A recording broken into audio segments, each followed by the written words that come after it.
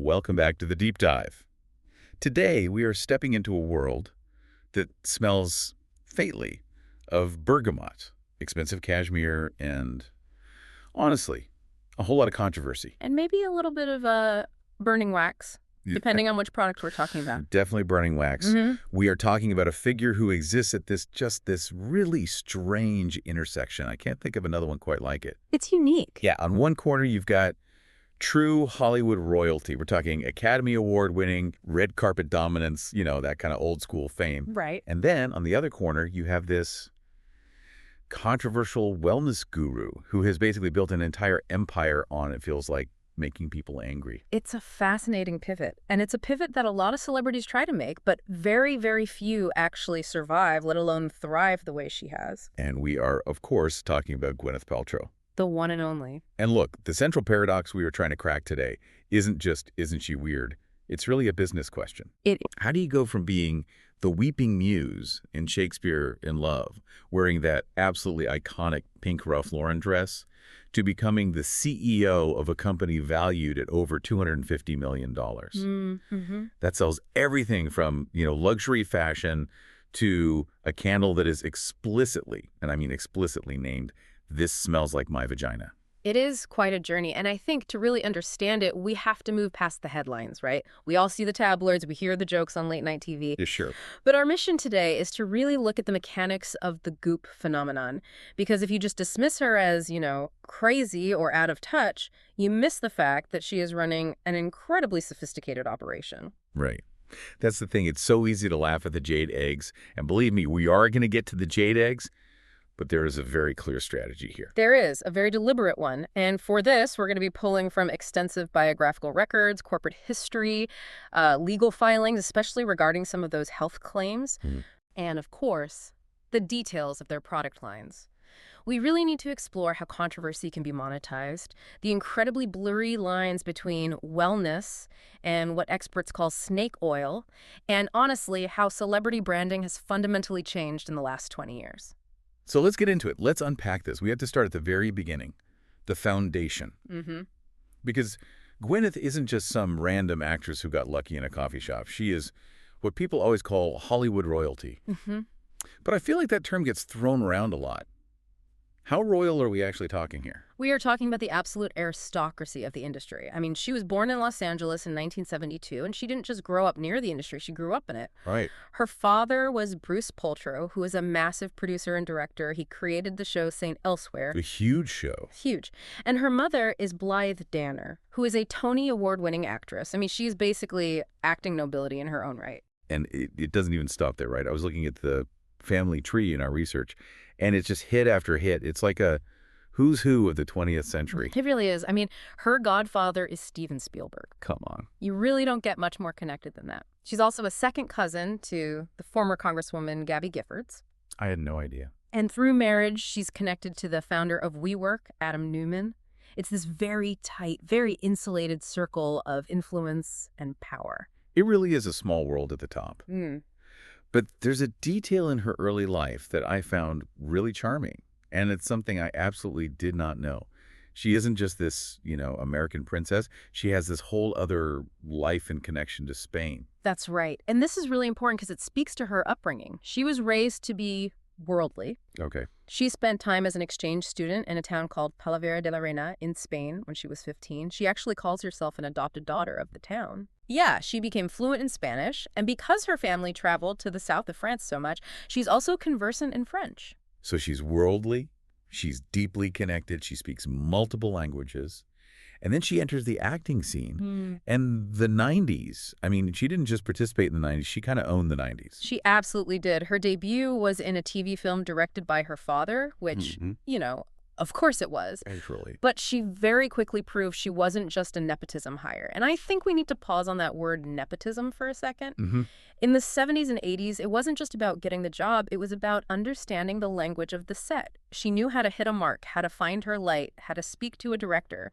She was in Hook as young Wendy Darling, thanks to Godfather Spielberg, of course. Of course. But the real breakout, the movie that put her on the map, was 7 in 1995.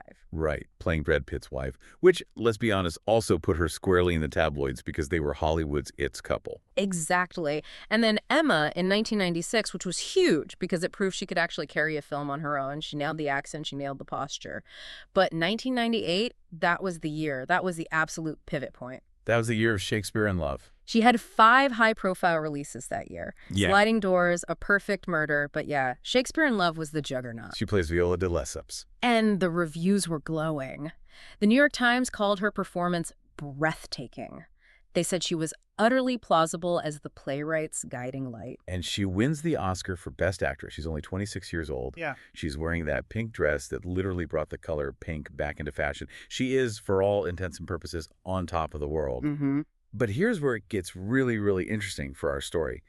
This win, Yeah. it wasn't the happy ending. In fact, looking back, it feels like the precise moment the tide started to turn against her. Absolutely. In fact, many people, including Paltrow herself, have referred to it as the curse. Okay, hang on. How is winning an Oscar a curse? Most people spend their entire lives chasing that statue. Well, just think about the psychology of it for a second. You've achieved the absolute pinnacle of your chosen industry before you're even 30 years old. Right. Where do you go from there? The ambition engine just kind of stalls out. She later admitted that she felt completely unequipped for the pressure that came with it.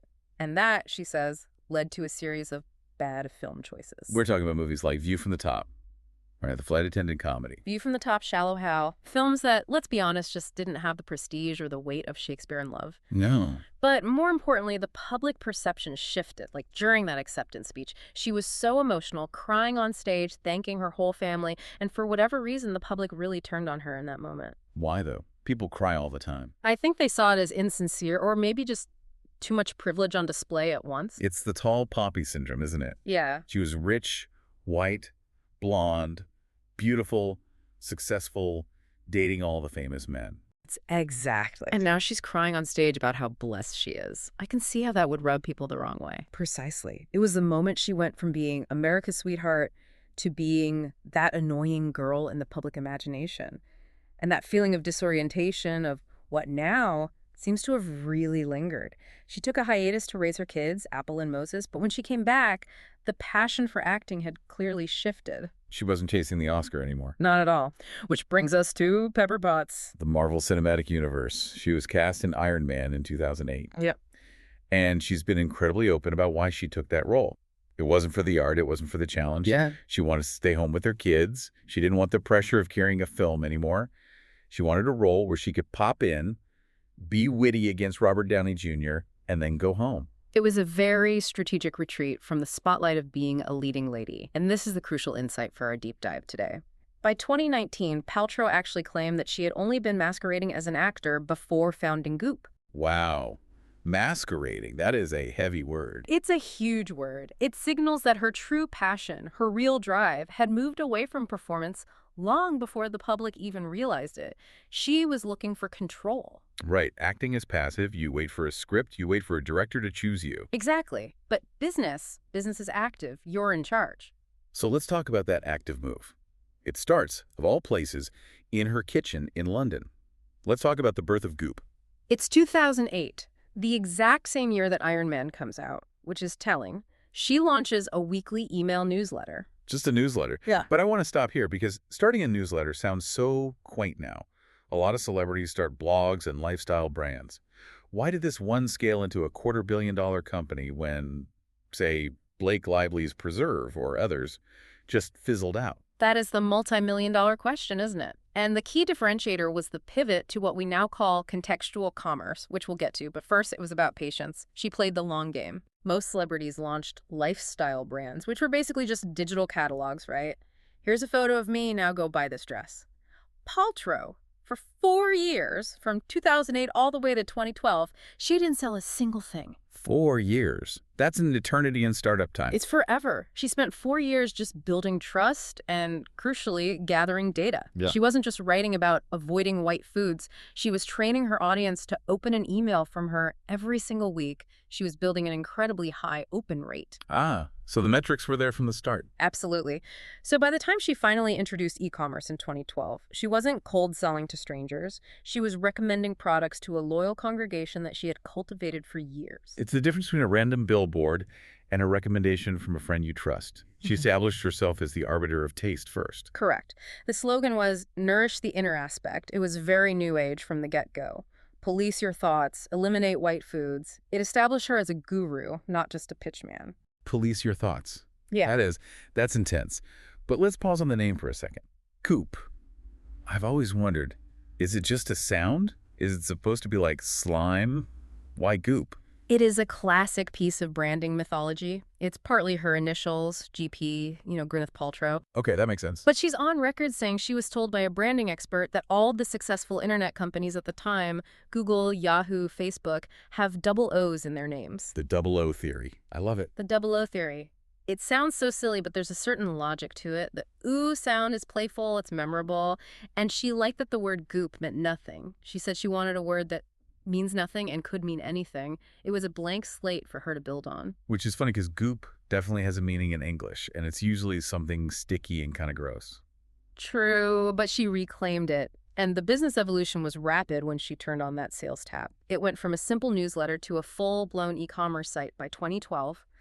And this wasn't just a side hustle. She started raising serious venture capital. Right, we're talking about the big players here, not just angel investors. Oh, yeah. We're talking a Series B funding round of $15 million, then a Series C of $50 million. $50 million. $50 million from firms like NEA and Lightspeed.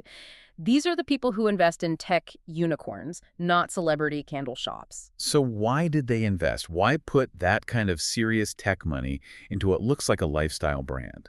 Because Goop isn't structured like a retail company. It's structured like a media company that happens to capture retail margins. Okay, break that down for me. A traditional retailer, like a department store, has to pay huge amounts of money for customer acquisition running ads on Facebook, buying keywords on Google. Goop's customer acquisition cost, or CAC, is virtually zero. How? Because the articles about the Cotswolds, or yes, the jade eggs, draws the traffic in organically. The content is the magnet. I see. So the content is the marketing budget, essentially. Exactly, and the valuation reflects that. By 2018, the company was valued at approximately $250 million. That is $250 million. And she wasn't just the famous face of it. She went through a couple of CEOs, a guy named Seb Bishop and Lisa Gersh. But in 2017, she stepped in as CEO herself. She took the reins completely. Which is rare. Usually the celebrity founder stays as the creative director or the chief visionary officer. Right, the fun jobs. The fun jobs. Taking the actual CEO role means you're dealing with P&Ls, supply chains, HR, the boring stuff. It showed everyone she was deadly serious about this. So she's the boss. She's running a $250 million empire. Let's unpack the business model a little bit more. You called it contextual commerce. Right. Contextual commerce basically means she isn't just selling you a product, she's selling you a lifestyle narrative. And the product is just a prop in that story. So it's not just a picture of a sweater on a white background. Never. You write a beautifully written article about a perfect, cozy weekend in the English countryside. Or you listen to a podcast about finding balance in your hectic life. And then, oh, by the way, here is the exact $500 cashmere sweater that will make you feel like that woman in the story. That makes so much sense. It's the difference between a boring catalog and a glossy magazine where you can actually buy everything in the photos. Exactly. And the content drives the sales. They have the newsletter, the website, the podcast, the Netflix shows. It's a multi-platform machine designed to convert readers into shoppers. And importantly, it creates a really high customer lifetime value, or CLV. Meaning once you're in, you stay in. Once you buy into the ecosystem, you tend to stay there. You trust the curation. And who are these shoppers? Who is opening their wallet for a $500 sweater because they read an article? The demographics are incredibly specific, as you can imagine. The average Goop newsletter reader is about 34 years old with a household income of over $100,000 a year. So affluent millennials. Precisely. We're talking about people with disposable income who are looking for that aspirational lifestyle. They are likely health conscious, maybe a little bit skeptical of traditional Western medicine, and they value aesthetics very, very highly. Let's talk about what they're actually buying. because the product lines themselves are just fascinating. It's a real mix. They have their own in-house fashion lines like Goop label and G label, which are these, high street staples based on Gwyneth's personal style. Very tailored, very chic, very neutral colors. And very expensive. I looked up some prices. We're talking $500–600 for a cardigan. Very expensive. But the margin on apparel like that is incredibly high. They also do a ton of collaborations. They had a whole furniture line with CB2. They were selling Google Home speakers for a while. Really? Yep. And then there's Goop Wellness, which is their huge vitamin and supplement line, and the names of these vitamins. Oh, the names are my favorite part. Why am I so effing tired? That is a real product name for an adrenal support supplement. It's brilliant marketing, though. It speaks directly to that exhausted, overworked 34-year-old. It identifies the problem right there in the title. It does. It validates their feeling. They have one called Madam Ovary for menopause support, High School Genes for metabolism. It's playful, but it addresses very real pain points for their target audience. But we cannot talk about Goop products without talking about the candle. The candle! The $75, this smells like my vagina candle. Okay, look, I have to push back a little on the marketing genius label that people throw around here. Yeah. Selling a $75 candle with a shock value name feels kind of lazy to me. It feels like 1990s shock jock tactics. Is there actually a strategy here, or is she just trolling us? Oh, it is absolutely trolling. But it's trolling with incredibly high profit margins. Let's just break down the economics of that candle for a second. Yeah. It's a standard wax candle in a glass vessel.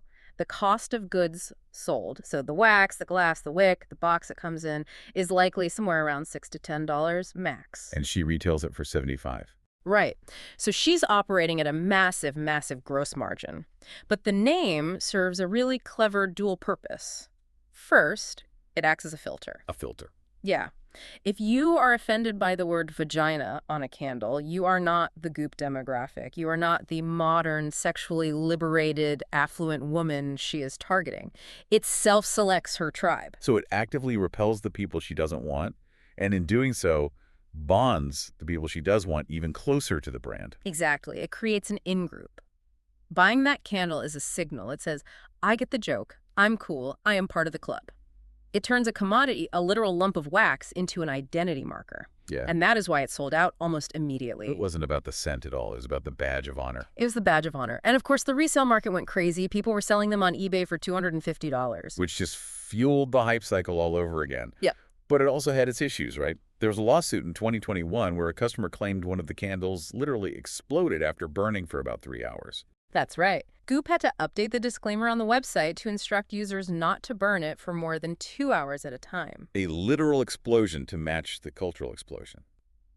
But that really brings us to the darker side of this empire.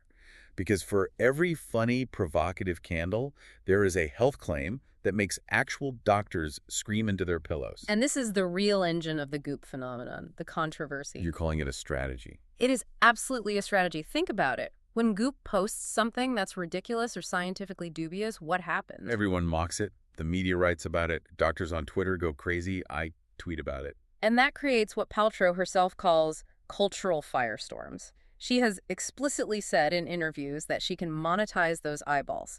All that outrage drives traffic directly to the Goop website. So people come to see the crazy thing. And once you're on the site, maybe you don't buy the controversial item, but hey, maybe you see a nice sweater or a vitamin that speaks to you.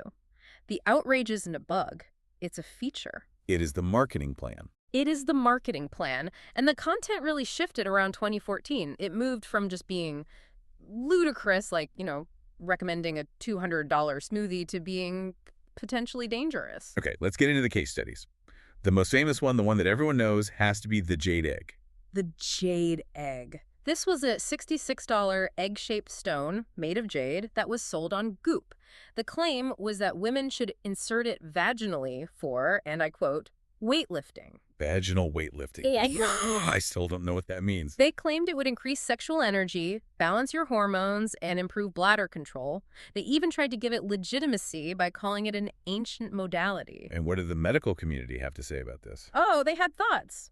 Dr. Jen Gunter, who is a gynecologist and has kind of become the arch nemesis of Goop, called it a load of garbage. I want to drill down on the medical side of this, though. We always hear jade is porous, but why does that actually matter? If I just wash it, isn't it clean? This is where the biology gets really important, and it's why gynecologists were genuinely horrified, not just, annoyed. Okay. Porous on a microscopic level means the stone has countless tiny fissures and holes. When you introduce that into the vaginal canal, which is a warm, moist environment with its own very delicate microbiome, You're basically creating a little petri dish. you're creating a bunker for bacteria that you cannot scrub out no matter how much you wash it. You are introducing a real risk of toxic shock syndrome or bacterial vaginosis. Wow. And the weightlifting claim, the idea that you need to clench the egg all day, is actually completely counterproductive to pelvic floor health. How so? I thought Kegels were supposed to be good for you. Kegels are a specific exercise. Yeah. But just walking around clenching a stone all day creates what's called a hypertonic pelvic floor. The muscles become too tight and they're unable to relax. And what does that do? It can actually cause pain during sex and, ironically, incontinence. So Goop wasn't just selling a useless rock. They were prescribing a regimen that could actively degrade the very physical function they claimed to be improving. That really changes the context of the lawsuit then, because there was a lawsuit over this. There was. A consumer advocacy group called Truth in Advertising, or TINA.org, filed a complaint. In 2018, Goop settled a lawsuit for $145,000 for making unsubstantiated claims about the eggs and also an herbal remedy. $145,000. For a company that was, at the time, worth $250 million, that seems incredibly low for physically endangering customers. And that brings us to the interesting world of consumer protection laws in California. The suit was brought by a task force regarding the substantiation of claims. Goop settled it without admitting any liability. Yeah. They just had to refund any customers who asked and stop making those specific scientific claims. It highlights this massive loophole in the wellness industry. Supplements and devices are not regulated like drugs are. So you don't need FDA approval to sell a rock. You don't. You only get in trouble if you promise the rock cures cancer or can verifiably fix your hormones without having the scientific proof to back it up. So that $145,000 was basically just a parking ticket for them. Exactly. It's the cost of doing business. And the amount of free publicity and brand awareness they got from the jade egg controversy was probably worth millions. Then there were the NASA stickers. This one is my personal favorite because it's just so unbelievably bold. The body vibe stickers. These were wearable stickers that Goop claimed were made of the same conductive carbon material NASA uses to line spacesuits. Okay. And they claimed these stickers could rebalance your energy frequency. And NASA, famously, keeps pretty good track of what they put in their spacesuits. They do. NASA came out and explicitly denied using any such material for that purpose. In fact, a former NASA chief scientist called it a load of BS. Ouch. A direct takedown from NASA. Yeah. Goop had to retract the claim. They backpedaled and blamed their distributor for misinforming them. But again, think of the headline. Goop feuds with NASA. It's headline gold. It positions Goop as the plucky alternative, the rebel fighting the establishment. Right, but some of this stuff is a lot scarier than just stickers. We're talking about what you call dangerous detox. Yes. This is where the medical community gets really, really concerned. Goop has promoted practices like vaginal steaming. Right. Sitting on a mini throne with mugwort steam. Which gynecologists say is completely unnecessary at best and can cause serious burns at worst. They've also promoted a $135 at-home coffee enema device. Coffee enemas. Why? Just why? What is the supposed benefit? The theory in that world is detoxification, but the medical reality is that coffee enemas can be fatal if they're done incorrectly.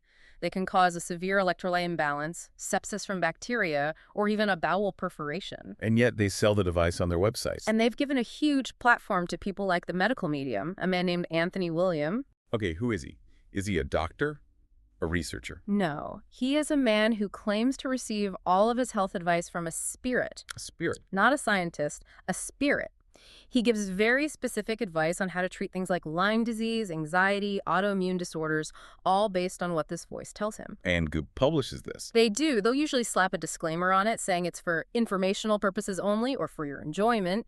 But when you are a trusted lifestyle brand and you present this information alongside fashion advice and recipes, it blurs the line for the consumer. It suggests an equivalency between a doctor's advice and a spirit's advice. It's gotten so bad that actual government health officials have had to step in. That's right. The head of the UK's National Health Service, the NHS, a man named Simon Stevens, publicly condemned Goop by name. Wow. He specifically cited their advice on sunscreen and colonic irrigation as a direct risk to public health. It is incredibly rare for an NHS chief to call out a lifestyle brand like that. That just shows you the level of concern in the mainstream medical community. That is really significant. So Yeah. we have this empire built on commerce and controversy.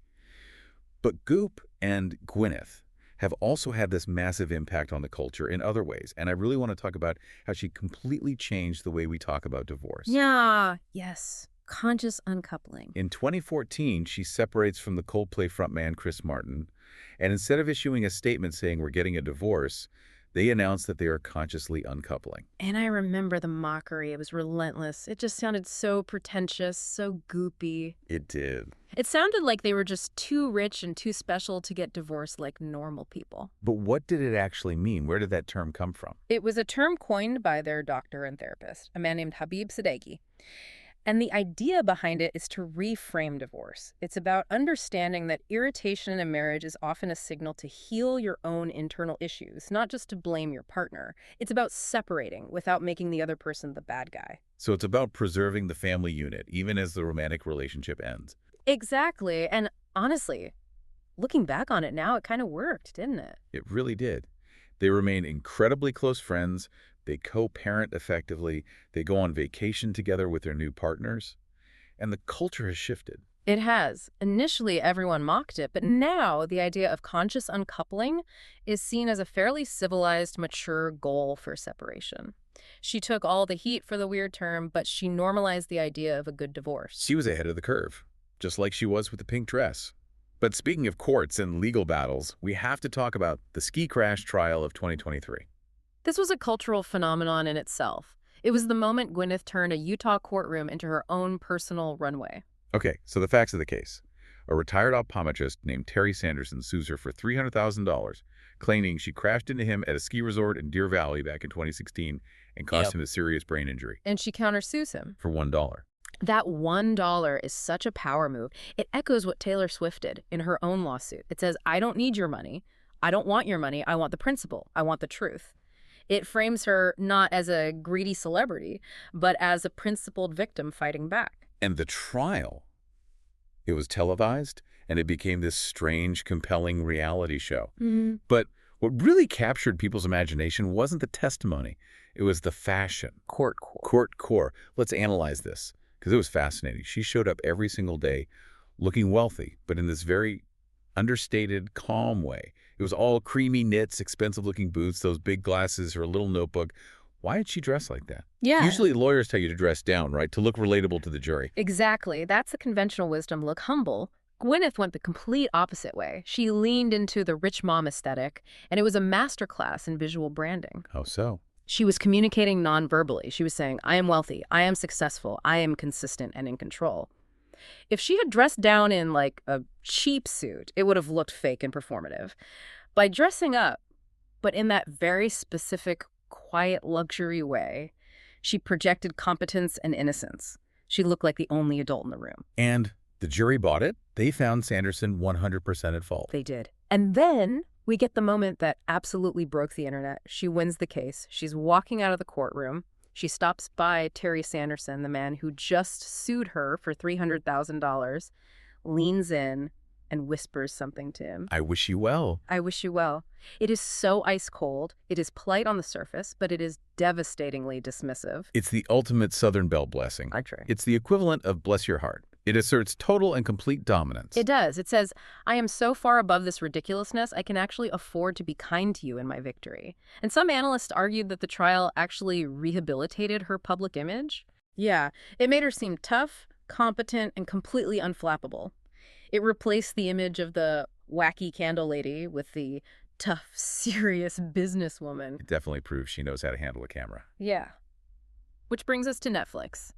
Goop isn't just a website and a newsletter, it's a show, the Goop Lab. Right, which was released in 2020. This was a 6-part documentary series, but most critics immediately called it a 6-part infomercial. What kind of topics were they covering in the show? Oh, all the Goop greatest hits. Yeah. Energy healing, cold therapy, psychedelics, mediums. They had episodes like, Are You Into It?, Yeah. which involved bringing in professional psychics. And again, the main criticism from the scientific community was that it was a huge win for pseudoscience. Exactly. Giving these unproven and in some cases totally debunked ideas the gloss and legitimacy of a big Netflix production is seen as dangerous. Netflix is a trusted platform for many people. When you see a documentary there, you assume a certain level of fact-checking has occurred. But for Goop, it was just more contextual commerce. Watch the show, get inspired by the vibe, then go to the Goop website and buy the corresponding supplement or device. It's legitimacy laundering. You're taking fringe ideas and washing them in the credibility of the Netflix logo. That's a perfect way to put it. So we have this figure who's constantly under fire. She's been named most hated celebrity. She gets called an almond mom. Let's talk about the almond mom thing, because that feels like a very specific, modern Gen Z critique of her. It is. The almond mom label originally comes from a clip of another celebrity, Yolanda Hadid, but it's stuck to Gwyneth like glue because of the diet she's publicly shared. I remember this. What was it? It was something like intermittent fasting until 11 a.m., then bone broth for lunch, and then a paleo dinner with lots of vegetables. It just sounds miserable. Sounds like being hungry all the time. It sounds like starvation to many people, and it was heavily criticized as promoting disordered eating or just being deeply out of touch with how normal people need to fuel their bodies to work a 9-to-5 job. It reinforces this old idea that thinness is the ultimate virtue and that denial is the path to wellness. And this wasn't her first out-of-touch food moment. There was the infamous food stamp challenge. Oh, that was a PR disaster for her. Back in 2015, she accepted a challenge to try and live on a food stamp budget for 1 week, which at the time was about $29. $29 for a week. Okay. And what did she buy with it? She posted a picture of her haul. It was limes, cilantro, a whole bunch of leafy greens. I think there were 7 limes to be exact. 7 limes. You can't live on limes. You need protein. You need rice, beans, something of calories. Mm. She failed the challenge after only 4 days. She had to admit she couldn't do it. And critics rightly pointed out that her grocery haul was completely performative. It wasn't what a family actually struggling to eat would buy to survive. It was what a rich person thinks healthy, poor person food looks like. It highlighted the class divide perfectly. But does she even care? Does the most hated label actually bother her? She's definitely aware of it, but she frames it very differently. She often argues that the critics are just reacting to her challenging the patriarchy. The classic defense. He says she's challenging established medical norms that have historically ignored women's pain and women's health issues. That's a very clever defense. It reframes the argument as, you don't hate me because I'm selling pseudoscience. You hate me because I'm a woman asking uncomfortable questions. It creates a powerful shield. It allows her and her followers to deflect valid scientific criticism as just sexism. And she also leans really heavily into the businesswoman identity now. She's not just an actress anymore. She's a startup founder. She talks about things like the lean closet, this idea of minimalism. But as many critics have pointed out, that kind of minimalism is often just asceticism disguised as consumerism. You have to be incredibly rich to own that little because you know you can just buy whatever you need the moment an emergency happens. And the culture, in turn, just loves to parody her. She's such a specific target. She's so specific. Stephen Colbert created a whole spoof brand called Covetton House, where he was selling a $900 artisanal sponge. I remember that. Saturday Night Live had a recurring character named Baskin Johns who worked at Goop and was just terrified of Gwyneth because she was so intense and demanding. She's gone on SNL. She's played along with the joke. She has. And that's part of the genius of it. She is in on the joke. When a performance artist started selling hot dog water for $38 outside a Goop summit to mock her expensive wellness waters, she probably appreciated the hustle. She knows that being the villain is so much better for business than being irrelevant. So where does all of this leave us? Yeah. We've gone from the pink Oscar dress to the jade egg to that courtroom whisper. We've seen the mechanics of the newsletter, the VCs, the pseudoscience machine. I think it's a perfect synthesis of modern celebrity and capitalism. Gwyneth Paltrow figured out, maybe earlier than anyone else, that in the 21st century, attention is the only currency that matters. And it doesn't matter if that attention is positive or negative. In fact, negative attention is often cheaper and easier to acquire. So the paradox we started with, the Oscar winner versus the snake oil salesman, it's actually not a paradox at all. It's the same person. It's a person who knows better than anyone how to command a room. Exactly. Whether she's commanding that room with a Shakespeare monologue on a film set or with a controversial candle on a website, she is controlling the narrative. The outrage isn't a bug in the system. It is the fuel for the system. She has built a $250 million fortress out of the stones that people threw at her. So here is the final provocative thought for you listening. In an age where we are just drowning in information and data, are we drawn to figures like Gwyneth Paltrow because they seem to offer secret knowledge, like the ancient power of a jade egg or the wisdom of a spirit guide that cold, hard science can't seem to give us? Or is it simpler than that? Is it simply because we enjoy the spectacle of it all? Are we buying Goop products because we truly think they work, or are we buying a small piece of control in a chaotic world? Are we really just buying the feeling of being Gwyneth Paltrow, even just for a moment? Because let's be honest, science is messy. It's slow, and it often doesn't have easy answers for chronic pain or fatigue or just feeling unwell. Goop always offers an answer. It might be a totally wrong answer, but it is an answer. Is Goop selling wellness, or is it selling the fantasy of being completely untouchable?